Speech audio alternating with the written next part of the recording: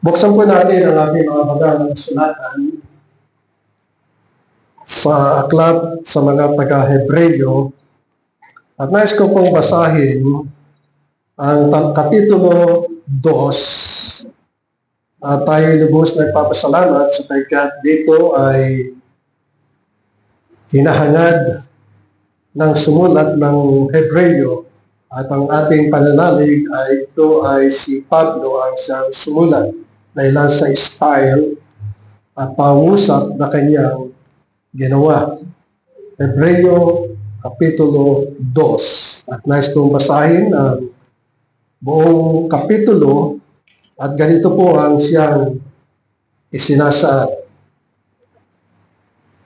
Kaya dapat nating pag-ukulan ng higit pang pansin ang mga bagay na ating narinig. Baka tayo'y matangay na papalayo.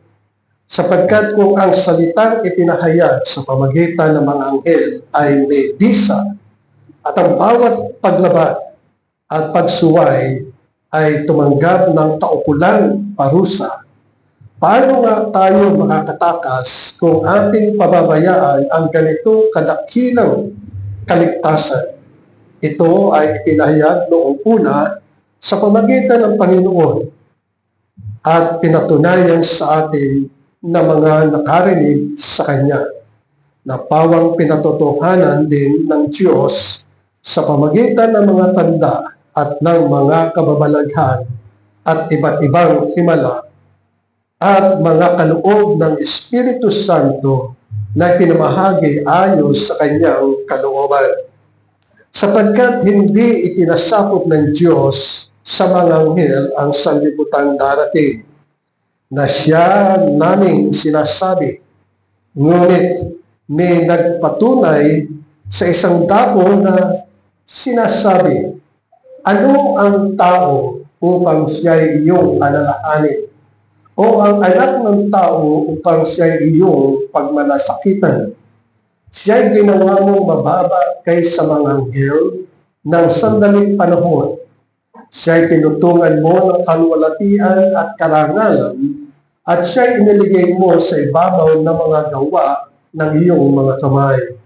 Ipinasakop mo ang lahat ng mga bagay sa ilalim ng kanyang mga paa. Nang masakop na niya ang bawat bagay, wala siyang iniwan na hindi niya nasasakop. Ngunit ngayon ay hindi pa natin nakikitang nasasakop niya ang lahat ng mga bagay.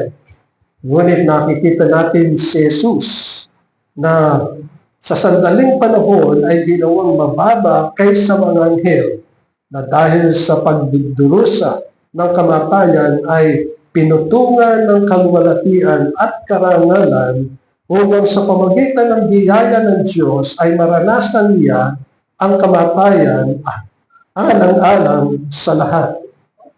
Sapagkat nararapat na ang Diyos na para sa Kanya at sa pamagitan niya ay magkaroon ng lahat ng mga bagay na sa pagdadala ng maraming anak tungo sa ikalwalatian ay gawing sakdal ang tagapagtatag ng kanilang kaligtasan sa pamagitan ng mga pagdurusa, sapagkat ang gumagawang banal at mga ginawang banal ay pawang nagmula sa isa. Dahil dito hindi nahihiya si Jesus na tawagin silang mga kapatid, na sinasabi, ipapahayag ko ang iyong pangalan sa aking mga kapatid. Sa gitna ng kapulungan ay aawitan kita ng mga himno. At muli ilalagak mo ang aking pagtitiwala sa Kanya. At muli narito ako. At ang mga anak na ibinigay mo sa akin ng Diyos. Kaya yamang ang mga anak ay nakidahagi sa laman at dugo, at siya man ay nakidahagi rin sa mga bagay nito upang sa pamagitan ng kamatayan ng kanyang mapuksa ang may kapangyarihan ng kamatayan sa makatwid bagay o sa makatwid ay ang diablo. at mapalaya silang lahat dahil sa takot sa kamatayan, sa buong buhay nila ay nasa ilalim ng pagkaalipin. Sapagkat maliwanag na hindi ang mga anghel ang kanyang tinutulungan, kundi ang mga kabilang sa binhi ni Abraham. Kaya kailangan siya ay maging kagaya ng kanyang mga kapatid sa lahat ng mga bagay upang siya ay maging isang mauwain at tapat na pinakapunong pari sa mga bagay na naukol sa Diyos upang gumawa ng handog na pantubos sa mga kasalanan ng mga tao. Palibhasa'y nagtiis siya sa pagkatukso siya'y makakasaklolo sa mga tinutukso. Hanggang doon lamang po ang pagbasa natin sa banal na kasulatan. Ang magiging teksto ng ating pong mensahe ngayong umaga ay yung pong nasa talatang 9. Sabi po dito, kundi nakikita natin si Jesus na sa sandaling panahon ay ginawang mababa kaysa mga anghel, na dahil sa pagdurusa ng kamatayan ay pinutungan ng kaluwalhatian at karangalan upang sa pamagitan ng biyaya ng Diyos ay maranasan niya ang kamatayan alang-alang sa lahat. Mga minamahal, ang tema ng ating pong mensahe ngayong umaga ay makita natin si Jesus. Ito ang nasa talatang 9. Kundi makita natin si Jesus. Importante sa ating buhay, mga minamahal, na tunay na makita natin ang anak ng Diyos na ibinigay sa atin ng Diyos. Yun ang sinasabi sa John chapter 3 verse 16. Sapagkat gaya lamang ang pagsinta o pag-ibig ng Diyos sa sanlibutan. Ang tinutukoy na sanlibutan ay cosmos. Ibig sabihin, it is a particular group of people. Hindi lahat ng tao ay mahal ng Diyos, kundi ang sinasabi ng Diyos ay cosmos, sanlibutan.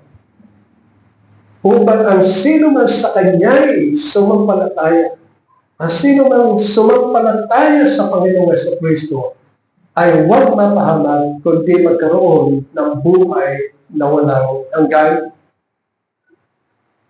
Yun ang siyang dakilang bagay na sinasabi ng banal na kasulatan na ibinigay sa mga mananampalataya. Kaya natin sinasabi mananampalataya, sila yung nananalig kay Kristo, sapagkat hindi lahat ng nananalig kay Kristo ay mahal ng Diyos. Siguro iisipin natin, paano yun? Sino ba ang nagpapako sa Panginoong Jesucristo? Lahat ng mga hater, yung namumuhi sa Panginoong Jesucristo. Sila yung sumisigaw na ipako si Kristo, ipako si Jesus. Wala silang pagmamahal kay Kristo. Pag makikita rin natin, sino ang nagmamahal sa Panginoong Jesucristo sa panahon siya ay hinuli at ipinapulo sa krus sa Kalbaryo? Mga iilan lamang ang siyang nananalig sa Panginoong Jesucristo. Tayo, mga minamahal, ay ang mga nananalig sa Panginoong Jesucristo. Sapagkat sinabi dito na kundi makita si Jesus. Kinakailangan malinaw sa bawat puso, sa bawat mananampalataya, ang ginawa ng ating Panginoong Jesucristo sa ating buhay. Sapagkat ang ating buhay ay makasalanan. At ang kahatulan para sa atin ay kamatayan. Sapagkat sabi sa banal na kasulatan, ang lahat ay nagkasala at hindi nakaabot sa kaluwalhatian ng Diyos at ang kabayaran ng kasalanan ay kamatayan. So ang kamatayan ay nakapukit sa atin. Ang kamatayan ay hindi lamang kamatayan pisikal, kundi kamatayan walang hanggan. Na yun ay ibubulid ang lahat ng nagkasala laban sa Diyos doon sa dagat-dagatang apoy. Yung iba hindi naniniwala sa dagat-dagatang apoy, pero pag sila'y natapos ang hangganan ng kanilang buhay, ang tanin ng kanilang buhay, mamumulat sila na sila'y nasa dagat-dagatang apoy. Yun ang hatol ng Panginoon. At dahilan sa Diyos ay mahabagin. At ito ang siya sinasabi sa Efeso, Kapitulo 2, mahabagin ng Diyos. At dakila ang kanyang pag-ibig. Ang Panginoon sa Kristo ay isinugo. Isinugo siya sa mga sumasampalataya sa Kanya. Katayo na nananalig ng Panginoon sa Kristo ay isinugo sa atin upang tayo ay tumusin mula sa kamatayan, mula sa impyerno, mula sa kanaliman ng kadiliman. Hangungin tayo at ilipat sa kaliwanagan.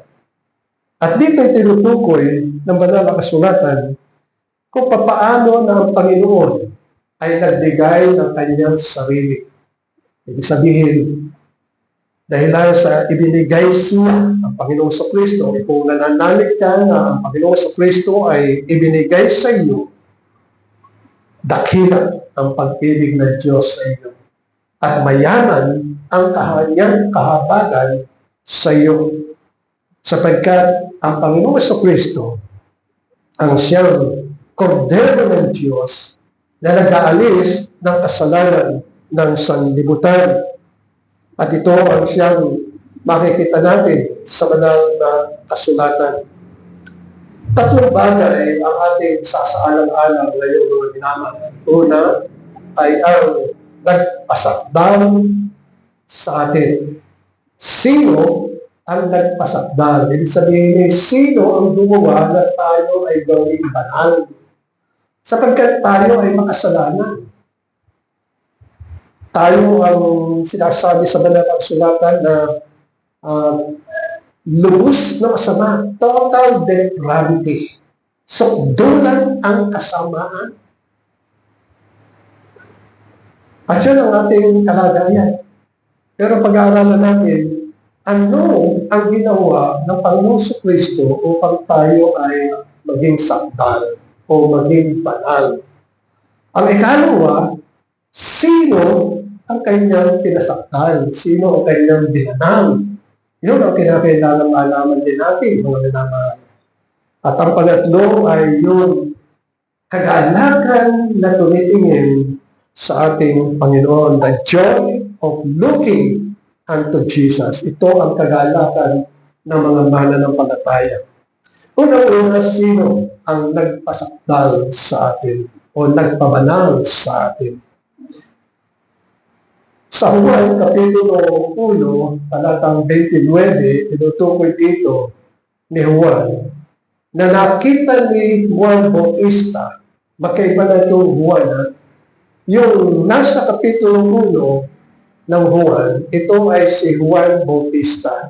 At yung sumusulat nito, Ebanghelyo ayon kay San Juan, this is another Juan, na ito ang alagad ng Panginoon na malapit sa puso ng ating Panginoon sa Kristo. At sinasabi dito ay nakita ni Juan Bautista si Jesus na lumalapit sa kanya. At kanyang sinabi, narito ang kordero ng Diyos na nag-aalis ng kasalanan ng sanlibutan.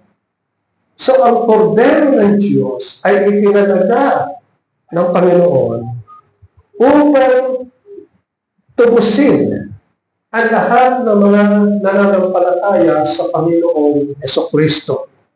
At ang layunin ng Panginoon ay kanyang akuin ang lahat ng ating mga kasalanan. Yung kasalanan ko, yung kasalanan mo ay kinuha ng Panginoon Diyos. At ito'y kanyang ibinigay, itinaatang, tinalagay sa balikat ng ating Panginoong Jesucristo. Kaya yung ating kasalanan at kasalanan ko ay ibinigay sa Panginoong Jesucristo. Na layunin ng Panginoong Jesucristo ay siya ang namatay para sa atin. Hindi tayo, kundi ang Panginoon Jesucristo ang namatay para sa atin. Kaya inako niya daw sa krus sa Kalbaryo. At kailan namatay ang Panginoon Jesucristo, 2,000 taon na ang nakalipas. Minsan lamang siyang namatay para sa atin. At hindi na siya mamamatay para sa atin minsan lamang. Ang kaligtasan ay minsan lamang. Kaya ito ang siya sinasabi sa Hebreo na pag-ingatan natin ang kaligtasan na binigay ng Panginoon sa atin. Sapagkat kung merong tao na muling babalik sa lusak ng kasalanan, wala nang kaligtasan ng tao yun. Sapagkat kung aangkinin niya muli na si Kristo ay namatay para sa kanya, ay hindi na mangyayari sapagkat minsan lamang. Kaya nakakatakot ang mga mensahe dito sa Hebreo. Kung napapatid natin na tayo ay iniligtas ng Panginoon, ingatan natin ang ating pamumuhay. Sapagkat ang kamatay ng Panginoon ay hindi lamang para sa ating kaluluwa, kundi para din sa ating katawan. Itong katawan ito na mahilig gumawa ng kasalanan at paglabag sa kalooban ng Diyos. Itong katawan na ito na ang daming tinitingnan ay yung kanyang karangyaan, yung kanyang kabutihan, yung kayamanan, lahat ng mga bagay na nasa salita. Pero yung ating katawan ay kasama na tinubos ng ating Panginoon sa Kristo. O kaya pagdating ng Panginoon itong katawan ito, whether kung namatay tayo, bibigyan tayo ng bagong katawan. Pero kung hindi naman tayo namatay at dumating ng Panginoon, bibigyan din tayo ng bagong katawan. Sapagkat ang katawan ito ay ipinagkaloob ng Diyos para sa atin upang ingatan at huwag nang hayaang gumawa ng kasalanan. Kaya ang ating mga kasalanan ay kinakailangang patayin. Itakwil ang lahat ng mga gawang masasama.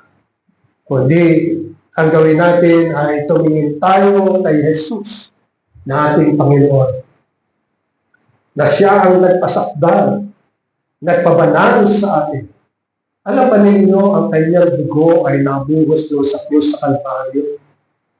Yung dugo lamang niya ang maaaring makalinis ng ating mga kasalanan. Hindi religion, hindi iglesia. Maraming klase ng iglesia, pero hindi doon. Ang dugo lamang ng ating Panginoon sa Kristo ang maaaring luminis sa atin. Kaya lang ang Panginoon sa Kristo ay namatay at nabuhay na mamuli. Umakyat siya sa langit, taglay yung kanyang dugo na napakabanal. At ito ay inihandog sa Diyos Ama, yung kanyang dugo. At ito ay naiwisik sa mga mananampalataya na nanalig sa Panginoon sa Kristo. Sapagkat yung dugo niyon ay nananatili sa mga mananampalataya upang kung makita ng Panginoon sa pagdating ng paghuhukom, sila'y hindi kasama sa kahatulan ng kamatayan. Sapagkat sila ay may buhay na walang hanggan. At ito ang panalangin ng Panginoon sa bawat mananampalataya. Sa John chapter 17, verse 17, ang sabi dito, pabanalin mo sila. Yung salitang sila ay tumutukoy sa mga nananalig sa Panginoong Jesucristo. Sila sa katotohanan, sapagkat ang salita mo ay katotohanan. Ang salita ng Diyos ay napakahalaga sa buhay ng isang mananampalataya. Sapagkat ang salita ng Diyos ang siyang pagkain ng ating kaluluwa.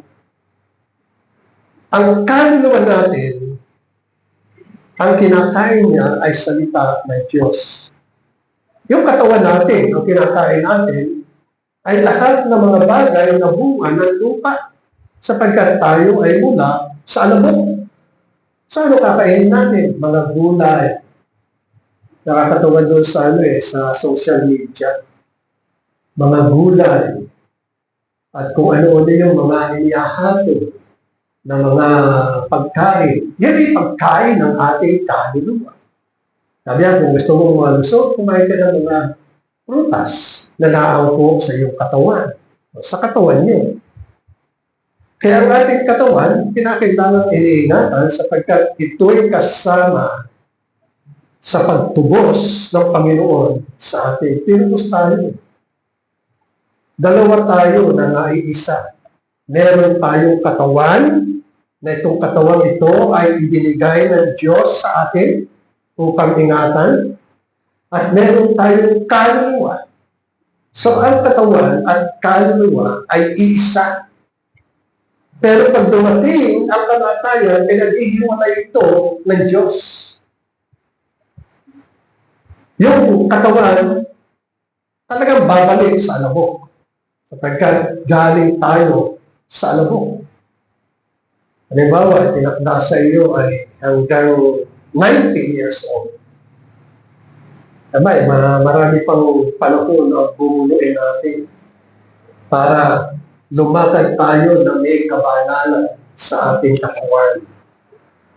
At yung ating kaluluwa, kinakailangan ay binubusog. So, parang dalawa ang binubusog natin. Yung ating katawan, binubusog natin sa pamamagitan ng pagkain, galing sa lupa, bunga ng lupa. Ang ubas, saan ba nagmula sa lupa? Ang mga karne, saan ba galing sa lupa? Sapagkat ang mga hayop ay galing sa lupa. Ang mga ibon at mga lumilipad galing sa tubig. Yun ang nagbibigay lakas sa katawan natin. So, kinakailangan malusog. Kinakailangan iniingatan sa pag hindi natin iniingatan, high blood ka, lalo sa panahon ito, napakainit. Ang kaluluwa na natin, kinakailangan na binabantayan din natin. Kumakain ito na salita ng Panginoon. Kaya itong araw na ito, Sunday, ay araw na itinakda ng Diyos. Basahin natin ang nasa Genesis. At sabi doon, ang Diyos ay gumawa. 6 na araw. Ano siya? Gumawa siya. Pagkatapos ng 6 na araw, sumunod ang Sabat. At yun ang ikapitong araw, nagpahinga ang Panginoon sa kanyang mga gawa. Nakita niya ang lahat ng kabutihan. So, ang mga mananampalataya ay niligyan ng Panginoon ng tuntunin at reset sa buhay na ang unang araw ay para sa Kanya. Kasi nagpahinga siya. Kapitong araw. Ngayon, siguro, iisipin nyo, bakit naging Sunday? Kasi ang Sunday, ang unang araw, the first day of the week. Ang ikapitong araw ay Sabado. So sa Old Testament, ang Panginoon ay nagpahinga ng Sabado. Pero sa New Testament, binago ng Panginoon. Nabuhay siya ng unang araw, that is Sunday. Kaya kalendaryo natin Sunday para sabihin sa atin, hoy, Sunday yan! Sa Panginoon ang araw na yan. At yun ang kinakailangan natin tatandaan. Kaya merong red, kahit na nasa cellphone nyo, makikita nyo, Sunday is red. Di ba na, kung ayaw nyo lagyan ng kulay, pero it's red. Para sa Panginoon nyo. Kung ang Sunday ay para sa Panginoon, yun ay para sa atin din, sapagkat ibinukod ng Diyos ang Sunday at ito ay kanyang dinanal. Binanal niya ito. Para pagdating ng Sunday, ang mga mananampalataya ay magkatipon-tipon at pakinggan ang kanyang mga salita sa pamamagitan ng pangaral ng Ebanghelyo. Kailangan natin lumago. At ang salita ng Panginoon, hindi lang ang pagkain ng ating kaluluwa, ang salita niya ang siyang nagpapabanal sa ating kaluluwa. Binabanal niya tayo. At sa pamamagitan ng banal na Espiritu na ibinigay sa mga mananampalataya, ang siyang magpapatibay na kanilang pananampalataya. Sapagkat ang sabi ng Panginoon, ang sinumang walang Espiritu ni Kristo sa buhay ng isang tao, siya ay hindi pag-aari ni Kristo. So ang mga mananampalataya na may Espiritu ni Kristo, sila ang mga pag-aari ng Panginoon. Kaya dito tinutukoy na ang Panginoon sa Kristo ang siyang nagpapabanal sa bawat isa sa atin.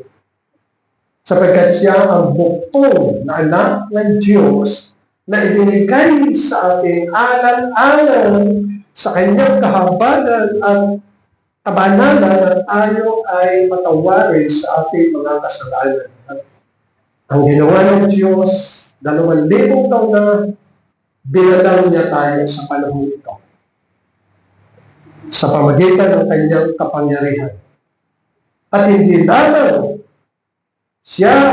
tayo ang binanal ng Panginoon, kundi maging ang Panginoon sa Kristo. Sabi sa John chapter 17, verse 19, at dahil sa kanina'y binanal ko ang aking sarili. Ang Panginoon sa Kristo ay nagkatawang tao.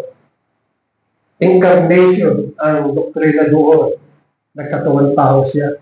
At sinasabi sa banal na kasulatan, ang Diyos ay nagbigay at naglana ng isang katawan para sa Panginoon sa Kristo. Ang Ama, sa pamamagitan ng banal na Espiritu, ang siyang itinaglihi ni Virgen Maria at ipinanganak. Hindi si Jose na asawa ni Maria.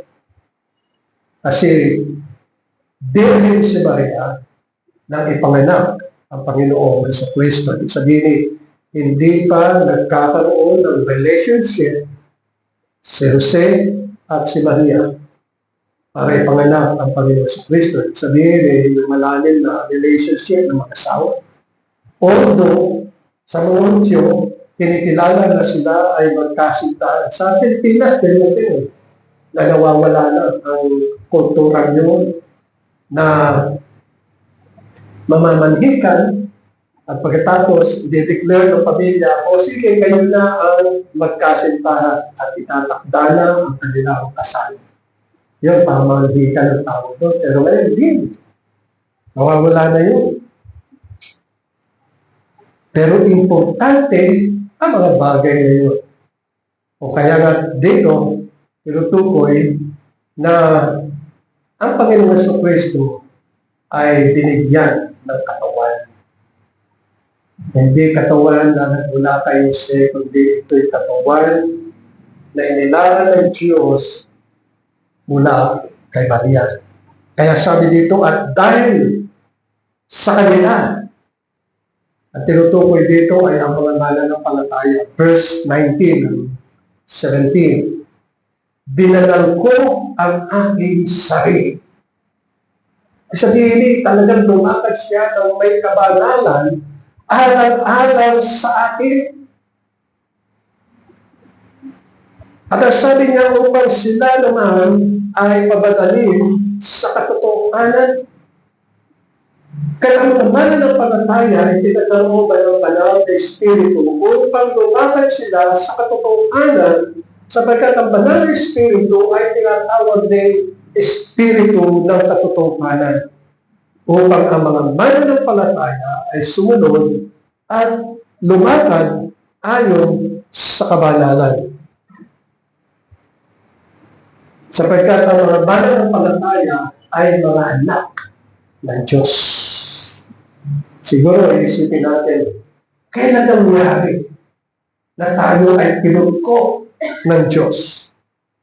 Kung yung bubuksan ang Efeso, Kapitulo 1, dito ay nililiwanag sa atin kung paano na tayo ay kinugko bago pa itatag ang sanlibutan. Ito ang report teaching ng ating iglesia. Sabi sa talatang 3 ng Kapitulo 1 ng Efeso, purihin nawa ang Diyos at Ama ng ating Panginoong Jesucristo. Lagi natin tatandaan, meron tayong iisa lamang Diyos at meron lamang tayong isang Ama. Yung Diyos ng ating Panginoong Jesucristo ay ating Diyos. Yung Ama ng ating Panginoong Jesucristo ay ating ding Ama. Kaya kinakailangan ang Diyos at Ama ng ating Panginoong Jesucristo ay purihin. At ang sabi dito, na siyang nagpala sa akin. Mali yung salitang pagpapala nagpapala, kundi nagpala, it's a past tense. Ibig sabihin, nakalipas na nang tayo ay pagpalain. Ito ay sa walang hanggan. Ng bawat pagpapalang espiritual sa sangkalangitan. Ano sabi sa verse 4? Ayon sa pagkapili niya sa atin bago itinatag ang sanlibutan. Ibig sabihin, sa panukalan ng Diyos ay tayo ay pinili niya. Sapagkat ang nasa isip ng Diyos, siya ay lalalang ng maraming tao at mula sa maraming tao, siya ay pipili. At sabi dito ay siya pumili. They are chosen before the foundation of the world. Ibig sabihin, from eternity, God has chosen us. At kung tayo ay pinili, binigyan tayo ng pangalan. At sinabi ng Panginoon, ikaw si Pedro, ikaw si Juan, ikaw si Abraham, ikaw si Ganto, at yung pangalan din natin. Kaya ang problema, yung pangalan natin ay pangalan na binigay sa atin ng ating mahal sa buhay. Pero yung pangalan na binigay ng Diyos sa atin ngayon, na siya nakatala sa aklat ng buhay, hindi natin alam. That will be revealed in the future when the coming of the Lord. I-reveal sa atin yun. Sapagkat, ang sabi sa banal na kasulatan, siya'y pumili at itinala sa aklat ng buhay. Kaya mali yung itinuturo ng mga konsepta na tanggapin mo si Kristo at tatala ang iyong pangalan sa aklat ng buhay. Mali yung sumasaluwat yun sa sinabi sa verse 4. Sapagkat ang sabi sa verse 4 ay pagkapili niya sa atin bago titatag ang sanlibutan upang tayo maging mga banal Walang dugi sa harapan niya sa pag-ibig. So, tayo pinili, binigyan tayo ng personalidad. Merong personality. O ito si Juan, ito si Leonie, ito si John, ito si Mark, o gano'n. May personality. Binigyan tayo ng personalidad ng Panginoon. At pagkatapos na ipala tayo sa aklat ng buhay, tayo ay kanyang kinuko. Yun ang sumusunod na talata, verse 5. Hindi lamang tayo binanal, ang sabi dito, kundi tayo itinalaga na sa pagkupko upang maging kanyang mga anak. So ang mga pinili niya, ito ang kanyang mga anak na tinutukoy sa banal na kasulatan. Upang maging kanyang mga anak, maliwanag yan, sa pamagitan ni Jesucristo, yan tayo ay mga anak. We are the children of God because of the Lord Jesus Christ. Because He gave Himself for us. Yun ang tinutukoy dito. Ayon sa kabutihan ng kanyang kalooban. Kaya ang Diyos ay napakabuti. Taglay niya ang kagandahan ng kanyang kalooban sa atin. At napakabuti niya sa atin. At sabi sa verse 6, para sa ikapupuri ng kanyang maluwalhating biyaya. So, ang sino man na kay Kristo Jesus ay bagong nilalang at sila ay nasa biyaya ng Diyos. Yung mga nasa ilalim ng kautusan, walang kaligtasan doon. Hindi yung mga nasa ilalim ng biyaya ng Panginoon. Kaya ito ang siyang isinasaan sa banal na kasulatan. Para sa kapupuri ng kanyang maluwalhating biyaya na kinagkaloob niya ng walang bayad sa atin, walang hinihingi. Walang anumang bagay na agreement, wala. Hindi, ito'y kusang loob na ibinigay ng Diyos na ipinagkaloob niya ng walang bayad sa atin sa pamagitan ng minamahal. At nais kong idagdag yung verse 7. Kasi sa verse 7, sa Kanya meron tayong katubusan. So, tinubos tayo ng ating Panginoong Jesucristo na kapatawaran ng ating mga kasalanan ayon sa kayamanan ng Kanyang biyaya.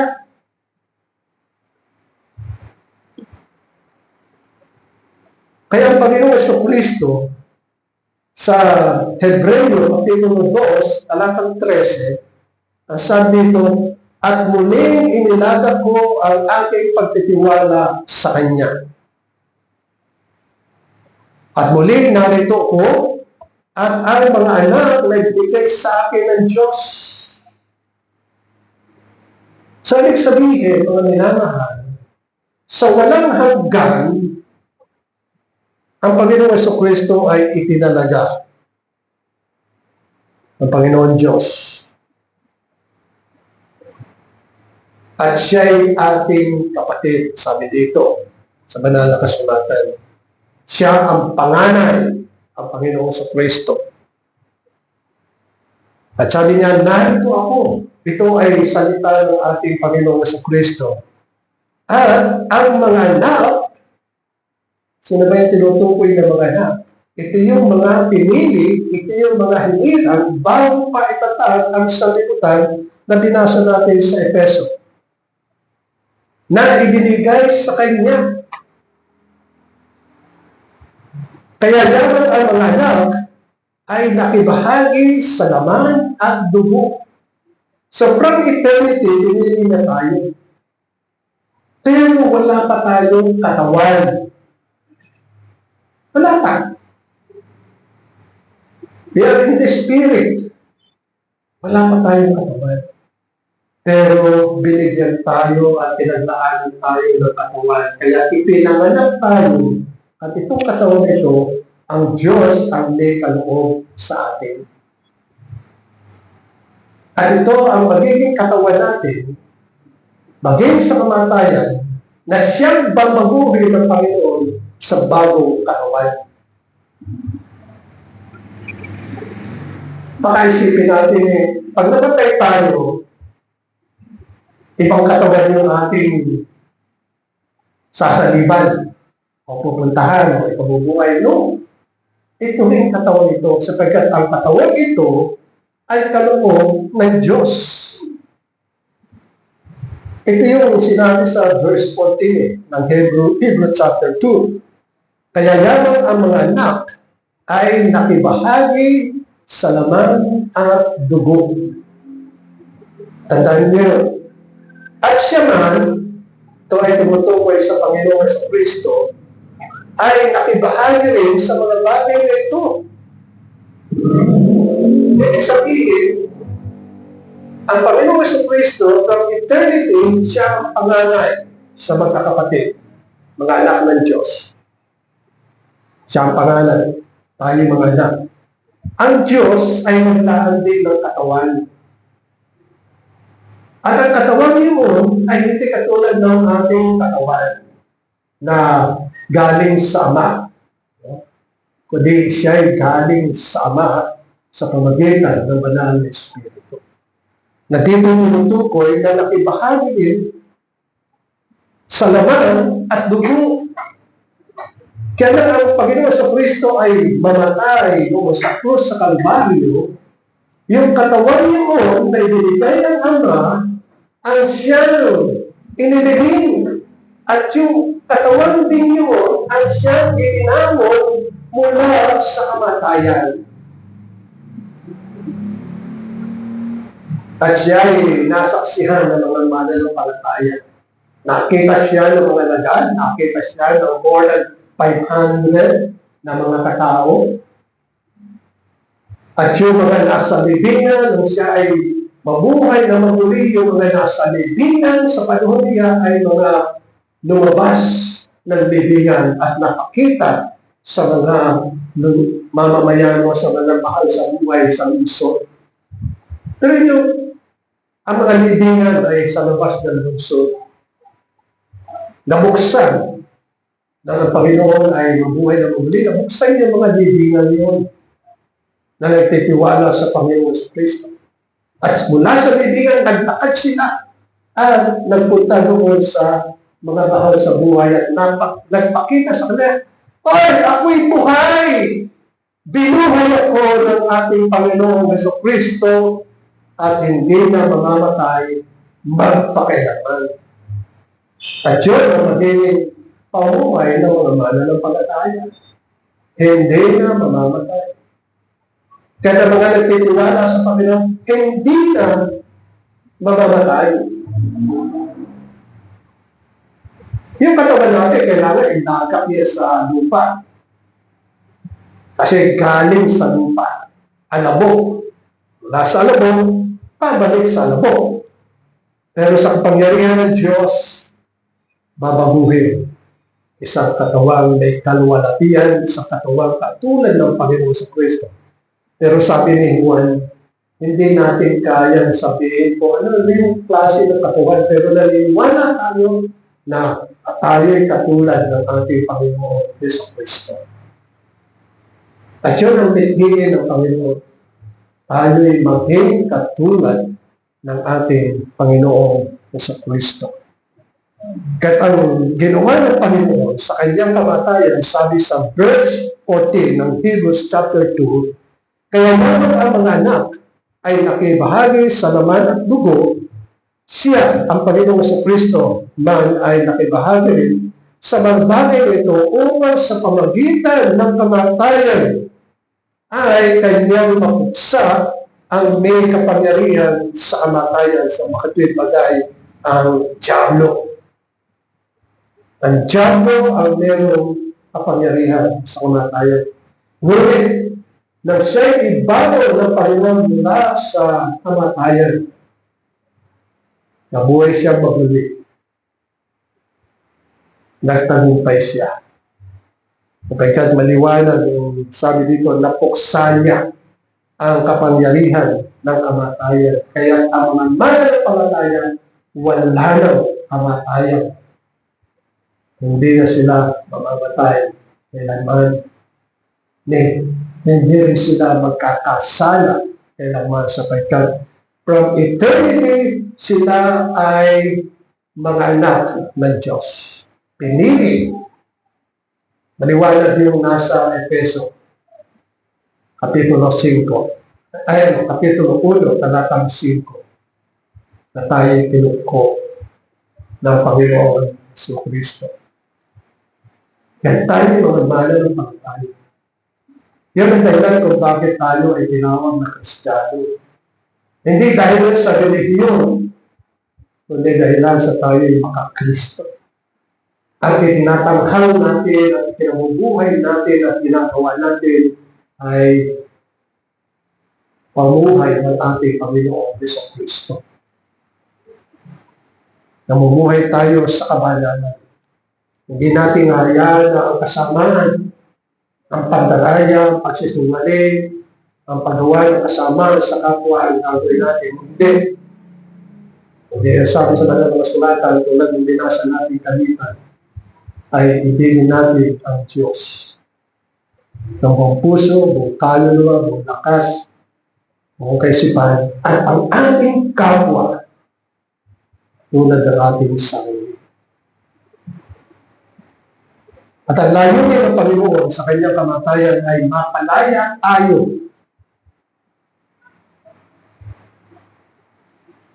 sa takot ng kamatayan. Ito yung ikinatatakot ng marami. Kuminsan, ito rin yung takot na nasa ating puso eh. Paano kaya kung pagkakita mo tayo, binangungon kaya, tatatakot, no?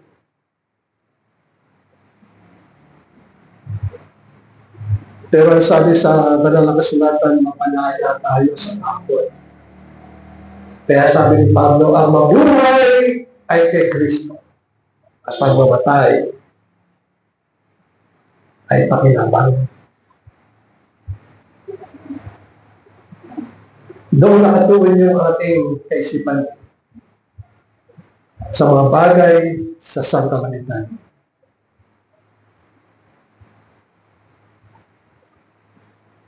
Sa talatang 19 ng unang Pedro, Kapitulo 1, sabi dito, kundi ng mahalagang dugo ni Kristo, na gaya sa kordero, walang kapintasan at dumis. Siya, sabi sa talatang 20, ang Panginoon sa Kristo, ay itinalaga ng una bago itinatag ang sanlibutan. Ngunit inihayag sa mga huling panahon dahil sa inyo. Kaya sa huling panahon ito, ay ating ipinangaral ang Ebanghelyo ng ating Panginoon sa Kristo. Siguro isipin natin, sino ang Ebanghelyo? Ang Panginoon sa Kristo. Siya ang mabuting balita sapagkat siya ang tumubuhos ng ating mga kasalanan. Siya ang nagpatawad ng ating mga kasalanan. Siya ang nagbigay ng buhay sa bawat isa sa atin. Kaya ang mga binanal ay ang mga mananampalataya na pinili ng Diyos bago pa itatag ang sanlibutan, na sila'y mga kinungkot ng Diyos at itinuring na mga anak. At yun ay hindi magbabago. Ang panukala ng Diyos na ginawa sa mga hanggan ay hindi magbabago. Pag tayo ay kanyang ginawa at kinungkot ng mga anak, hindi magbabago yung kailanman. Sapagkat ang Diyos ay katotohanan. Hindi siya nagsisinungaling. Kundi ito'y nilalahad sa atin. Kaya ang mga anak ng Diyos ay naging kabahagi din ng laman at dugo. Kaya nga, we are chosen. Itinalaga. Sapagkat ito ang kanyang ninanay, sabi sa Ephesians chapter 1, verse 6, para sa ikapupuri ng kanyang malwalhating biyaya na ipinagkaloob niya ng walang bayad sa atin sa pamagitan ng minamahal.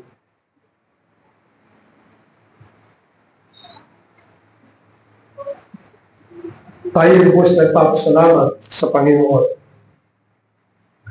sapagkat sa pamagitan ng katuruan ito ng Reform, tayo ay Reformed Church.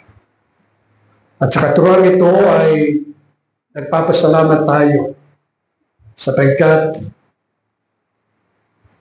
pinapahayag sa atin na tayo ay ipinanganak sa kaharian ng Diyos upang magtaglay ng larawan at wangis ng Diyos. Siguro isipin natin, ano yung larawan at wangis ng Diyos? Ito ang dahilan kung bakit nilikha niya ang tao. Hindi magkaroon ng wangis, larawan. At ang larawan yun ay larawan ng kabanalan. Tinubos tayo pag tayo'y maging mga banal.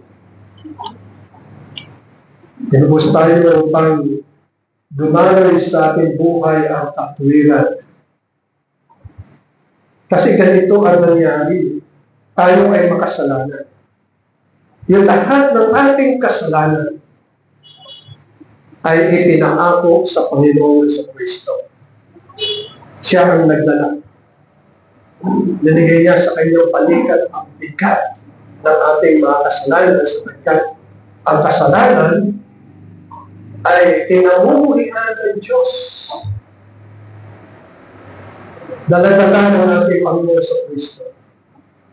Yung kasalanan mo, kasalanan ko, dala-dala ng Panginoon sa Kristo. At sa gayon, yung katwiran, kasi ang Panginoon sa Kristo ay panalo. Matuwid.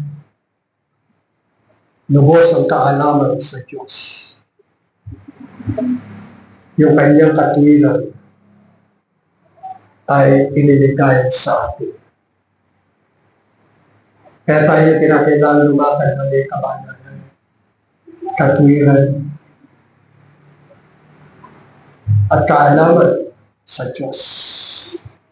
Ito ang larawan at wangis ng Diyos. Nandalangin natin ito ang siyang nakikita ng maraming tao sa atin.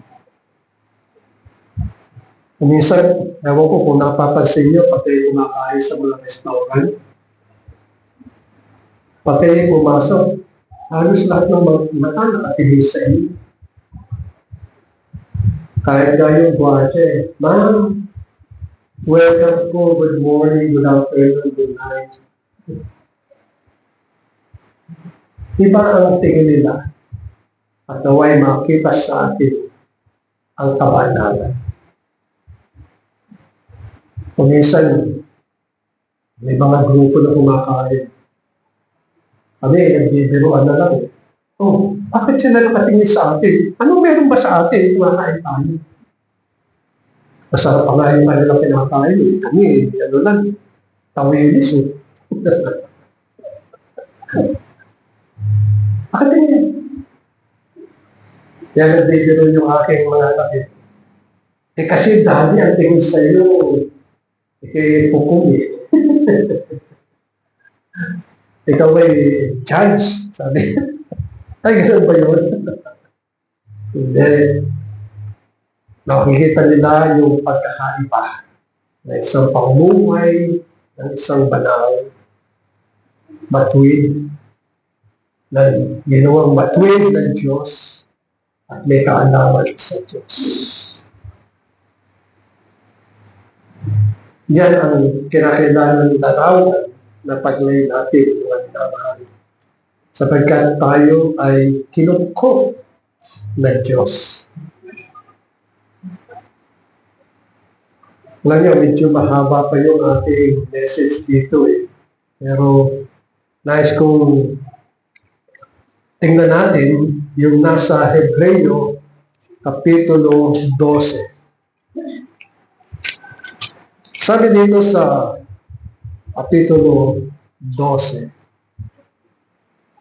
yung talatang 1, na ganito ang siyang sinasaad. Kaya diyan napapalibutan tayo ng gayong kakapal na bilang ng mga saksi. Ito ay tumutukoy sa mga mananampalataya. Itabi natin ang bawat pabigat at pagkakasalang madaling bumibihag sa atin at tumakbo tayong may pagtitiis sa takbuhang ibinigay sa harapan natin. At inyong pagmasdan ang verse 7.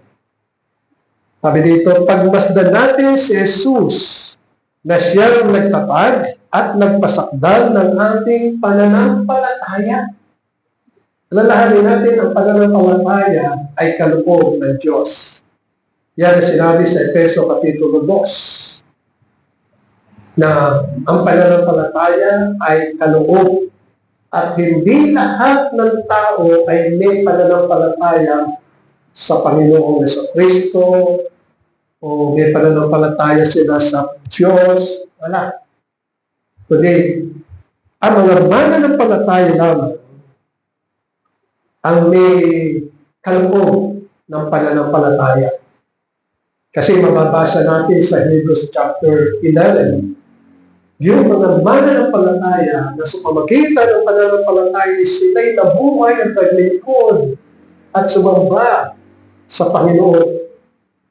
Namatay sila na may pananampalataya sa Panginoon. Kaya sabi dito, pagmasdan natin si Jesus. Siya ang lagi natin kinakailangang pinagmamasdan. Hindi natin nakita, katulad ng mensahe natin noong nakaraan dito. Inibig natin ang Panginoon sa Kristo na hindi natin nakikita. Sinapalatayanan natin ang kanyang mga salita na hindi natin nakikita. Bagamat nababasa natin. Sumasampalataya tayo. Kaya pagmasdan natin si Jesus, na siyang nagtatag at nagpasakdal ng ating pananampalataya na dahil sa kagalakang iniligay sa kanyang harapan ay tiniis niya ang krus. Bakit mananampalataya may kagalakan? Sapagkat sila'y mga anak ng Diyos. At hindi natin isasawalang tabi ng kagalakan sapagkat kinakailangan may kagalakan tayong hinaharap at tinitiis ang mga bagay dito sa ibabaw ng sanlibutan. Halimbawa, katulad ng init. Sa Revelation, makikita natin na talagang dadanas ng init ng sanlibutan. Pero sa kabila ng init, nananalig tayo, nananampalataya tayo na kahit na tayo ay naiinitan dito sa kwartong ito. Dahil tayo ay nakapaypay. Pero naroon ang pananalig at kagalakan natin manambatan sa Panginoon. Ito ang siyang sinasa kagalakan na niligay sa kanyang harapan ay tiniis niya ang krus. Hindi mo natana ang kahihiyan. Kasi nakabayubay din siya doon sa Kalbaryo. Hindi siya nahihiya.